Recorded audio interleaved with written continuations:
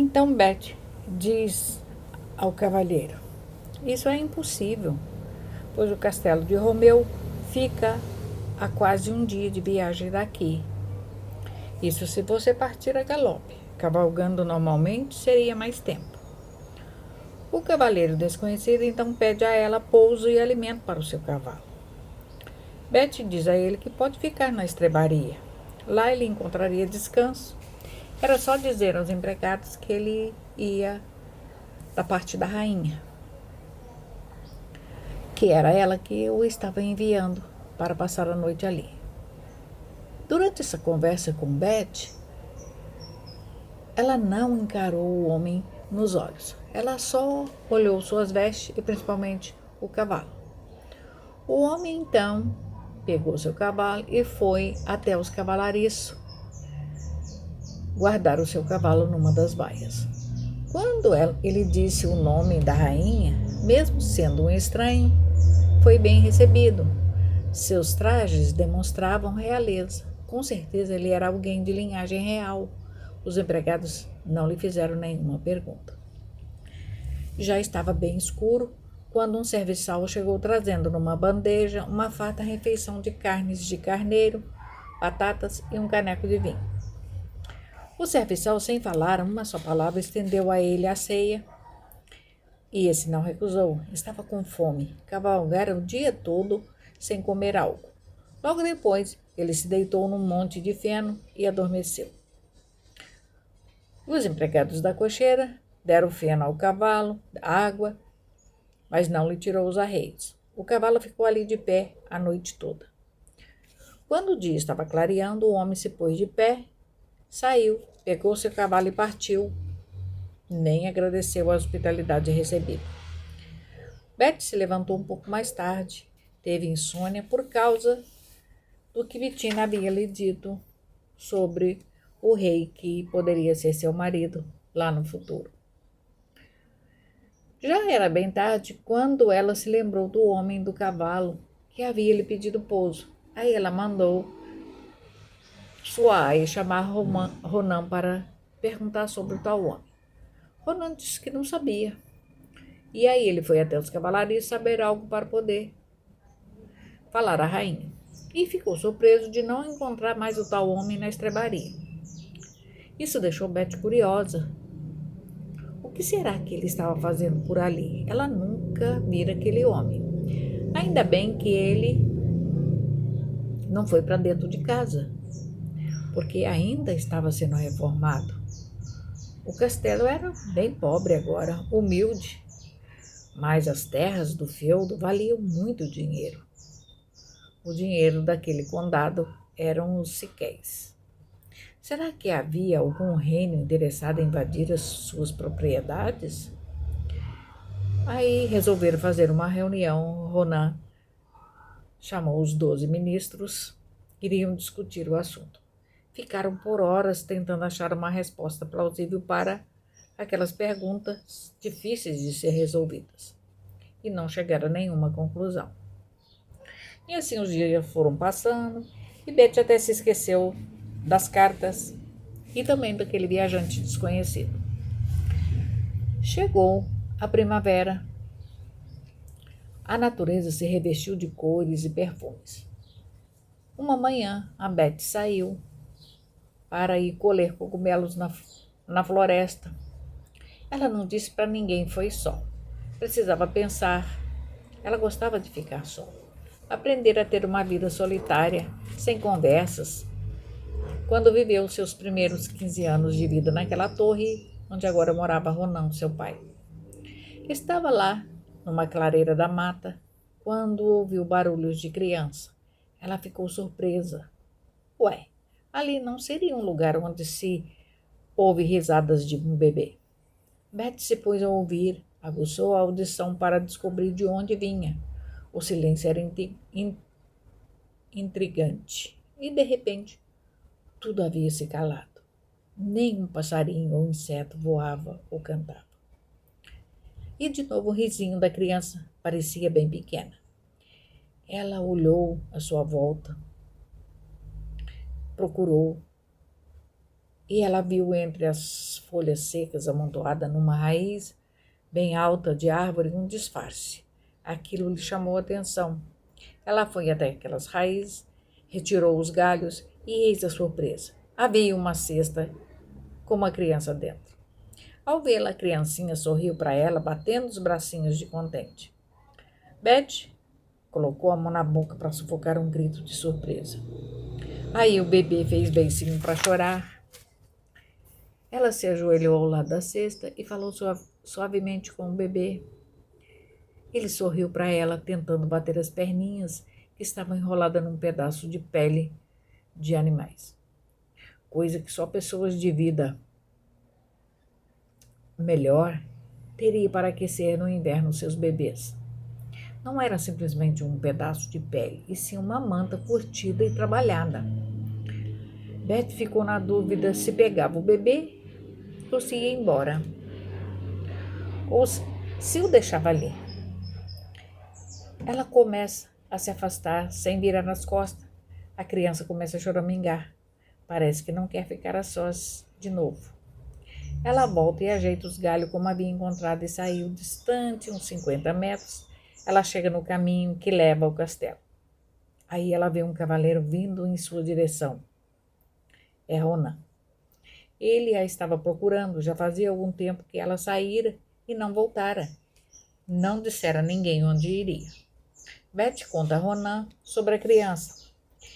Ele diz a ela que vai levar a criança com eles.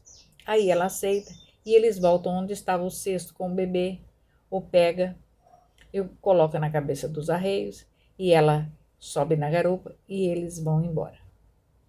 Chegam no castelo, já é hora de almoço. Ninguém está à vista. Todos estavam a comer. Eles entram com a cesta pela torre e deixam a criança nos aposentos de Ronan. Beth não sabia o que fazer. Pensava se adotava ou não aquele bebê. Aí ela foi tirar as roupas dele que estavam molhadas. Ela viu que era um menininho.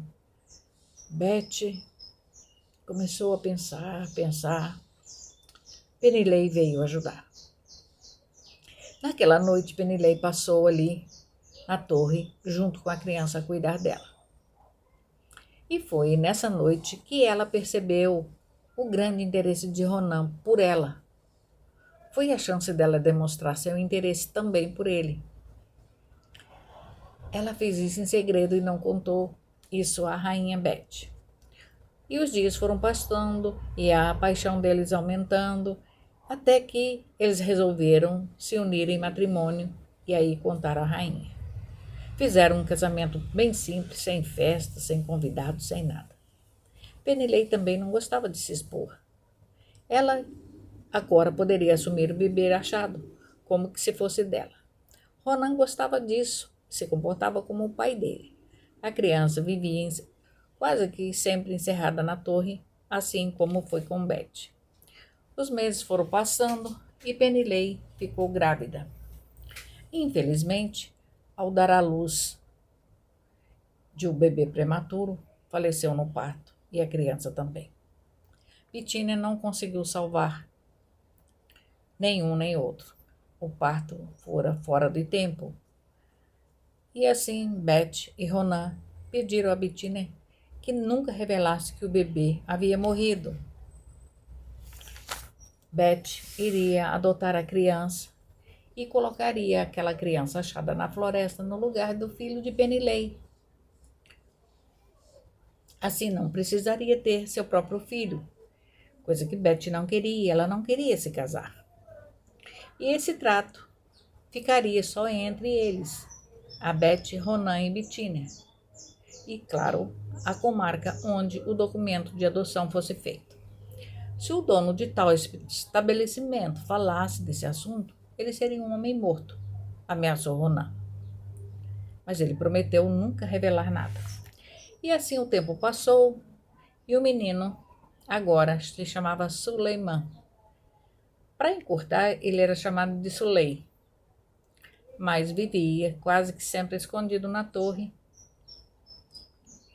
Quase ninguém o via e Se por acaso o viam, não questionavam porque se lembravam que Penilei morrera no parto. Agora pensavam que o menino era o sobrevivente. E o tempo foi passando, Sulei foi crescendo, era um menino saudável, muito inteligente, já iria completar 8 anos. E isso era difícil agora segurar uma criança naquela idade, ali, preso na torre. Ele era muito curioso. Mas, mesmo assim, ele nunca ficava só. Havia sempre alguém de confiança com ele, jamais alguém estranho se aproximava dele. Eles tinham medo que o pai biológico daquela criança ou a mãe aparecesse. Aconteceu que, numa manhã de sol, Beth estava com ele a brincar no labirinto das faias e do cipreste. E, de repente, o menino sumiu. Beth ficou desesperada a correr pelos caminhos do labirinto e não o encontrava. Ela começou a gritar por ele, gritava o nome dele. Sulei, onde você está? E ele não respondia. Com muita dificuldade ela consegue sair e o encontra ao lado do poço, no chafariz do jardim, a conversar com um homem. O tal homem tinha descido do cavalo, segurava o cabresto com uma mão e com a outra ele acariciava os cabelos loiros e lisos de Sulei. Beth, ao vê-los, temeu. Seria aquele homem o pai biológico de seu filho? Ela se aproxima devagar, chega mais perto. Aí ela reconhece pela veste, pelo brasão nos arreios, que aquele era o mesmo homem que estivera pousando há uns tempo atrás no seu castelo.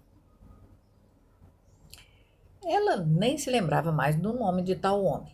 Ela o cumprimenta. Ele vai até ela e faz uma reverência, quase até o chão, pedindo desculpa por estar falando com a criança sem pedir permissão. Ela balança a cabeça como a dizer, tudo bem. O homem se apresenta e diz se chamar Anthony e que, infelizmente, não dera para voltar ao castelo, ele estivera enfermo. Havia sofrido um acidente numa caçada e quebrado uma perna e algumas costelas. Havia passado um bom tempo na cama e depois veio a reabilitação e teve que esperar ficar muito bom para poder montar de novo e cavalgar a longas distâncias. Dizia ele que agora estava bem e que voltar para agradecer a ela aquela estadia. Ele havia partido sem agradecer porque estava preocupado com o pai enfermo. E agora ele viera para convidar a ela, as pessoas do castelo, para um baile que seria realizado no castelo de seu tio, o Romeu. E que ele lhe dera a ideia de procurar uma noiva. Infelizmente, a idade dele estava avançando e seus súditos lhe cobravam herdeiros. Beth disse que iria sim e o convidou para entrar para um chá. Ele aceitou e assim os três foram para o salão nobre. Sulei, muito educado, pediu licença e se ausentou para a torre onde estudava, junto com Ronan e o professor. Durante o chá, Anthony fez várias perguntas e entre elas, quem era o garoto? Aí ela disse que ele era um filho da sua melhor amiga e já logo cortou o assunto. Durante as conversas, ele teve certeza de que ela não tinha um compromisso com nenhum outro homem. Agora, ali, de frente para o homem, Beth prestava mais atenção nele. Ele não era jovem, já tinha alguns cabelos grisalhos nas têmporas. Ela ficou imaginando a idade dele. É certo que ele não tinha uma ruga sequer no rosto ou manchas e nas mãos. Então não era tão velho assim. Ele diz para ela que seu pai está muito idoso, que vai abdicar o trono a ele, mas para isso exigiu que ele se casasse. Mas como ele nunca teve vida social, estava difícil encontrar uma noiva. O rei Romeu, seu pai, lhe deu a ideia de fazer o baile ali no castelo dele. E convidaria todas as pessoas, as moças da redondeza, dos castelos vizinhos, e as filhas dos colonos, dos empregados. Quem sabe ele escolheria uma pretendente entre elas. Casar-se assim, meio velho, era difícil, porque todas as mulheres disponíveis tinham receio de se envolver com um homem velho que nunca se casou. Ela sorri e diz: mas você não é velho. E naquela noite, Anthony pergunta se poderia passar ali a noite. Ele iria dormir lá no estábulo de novo, igual da outra vez que estivera ali. Betty diz que não era preciso ele dormir lá. Se ele era amigo do rei Romeu, sobrinho, então também seria amigo dela. Ele iria dormir ali nos aposentos que eram para os visitantes. Anthony agradeceu a hospitalidade. Depois do chá, eles foram para a sala de livros, conversaram sobre várias edições antigas, sobre artes, leis, boa convivência entre os povos. Já era madrugada quando cada um foi para seus aposentos dormir. No outro dia, Betty acordou tarde, perdera a hora. O visitante já havia ido embora. Os dias foram passando e Betty se esqueceu do tal baile no castelo do amigo Romeu. Ela não compareceu. Betty nem compareceu no baile do castelo. E Anthony ficou ansioso à espera dela e não a viu. E foi assim, quando Betty o viu, nem se lembrou do convite do baile. Só quando ele ali em visita a ela falou do baile que ela nem se lembrava. Claro que Anthony ficou decepcionado, esperava dançar com ela, ter uma conversa reservada com ela. Quem sabe ela poderia ser a sua noiva. Então Betty convida de novo Anthony para a sala de leitura para conversar. Era a terceira visita dele ao castelo. E ele aceita. E logo mais ele aceita comer com ela e ficar para pousar de novo.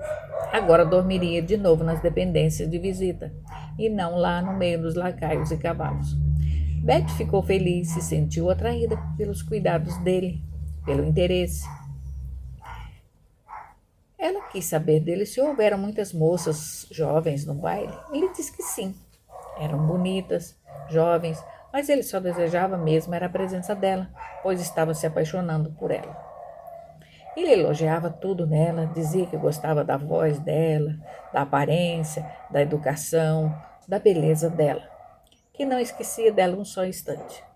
Esses elogios todos, a voz suave e amável, ele fizera ela ficar extremamente mexida. Até então, ela não tivera contatos, conhecimento de homem nenhum. Era virgem de corpo e alma. Todas as suas defesas caíram por terra por causa disso. Ronan, o pai e conselheiro de Betty, não sabia o que se passava no coração dela. Achava que era um simples amigo, aquele tal de Anthony, como era o Romeu, e não era. O dia amanheceu e o Anthony ainda dormia. Dessa vez ele não levantou tão cedo. Betty o esperou para o desjejum. Ele partiu logo depois. Anthony fez Betty lhe prometer que iria ao castelo do seu tio no próximo final de semana. Ele a esperaria ansioso para conversarem um pouco mais. Ela precisava conhecer mais dele. Infelizmente, Betty reconhecia no seu íntimo que havia algo no rapaz que a intrigava. Mas ela estava gostando demais dele. Ela não queria saber daqueles sinais. Achava que o que queria para companheiro era aquele, e de qualquer custo, custasse o que custasse. Se esqueceu completamente das cartas da vidente Bitinha. Os dias da semana passavam lentos. Foi uma eternidade para ela chegar sexta-feira. Betty pediu aos empregados para preparar a carruagem. Ela iria até o castelo de Romeu para visitar Anthony. E ela estava encantada por ele, mesmo ele tendo idade já bem mais que ela. Ela não reparava essas diferenças de idade, não via o porquê dele ser já um homem maduro, solteiro. Ela acreditava em tudo que ele lhe dizia.